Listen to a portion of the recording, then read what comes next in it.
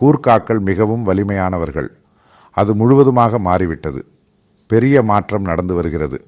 இந்த நேபாளத்தில் இருந்தாலும் இந்திய கூர்க்காக்கள் வாழும் வடகிழக்கு இந்தியாவிலும் கிழக்கு இந்தியாவிலும், அதாவது வங்காளத்தின் அந்த பகுதியிலும், நான் முடிவாக சொல்லப்போகும் பகுதி, இதை கேட்கும் இந்து சகோதரர்கள் புரிந்து கொள்ள வேண்டிய ஒரு விஷயம் உள்ளது.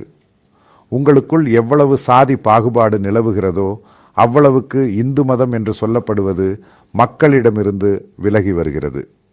இதற்கு ஒரு பெரிய உதாரணம் நேபாளமும் அங்குள்ள கூர்க்காக்களும் தான். அவர்களை மிகவும் மோசமாக நடத்தியது உயர் சாதியினர்.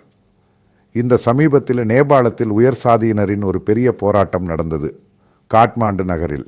என்ன போராட்டம்? அவர்களின் கோரிக்கை என்ன தெரியுமா? நேபாளத்தை மீண்டும் இந்து ராஜ்யமாக மாற்ற வேண்டும். ஆனால் யாரும் கவனிக்கவில்லை. காரணம், அவர்களின் எண்ணிக்கை குறைந்துவிட்டது. இந்த உயர் சாதியினருக்கு இப்போதுதான் இந்த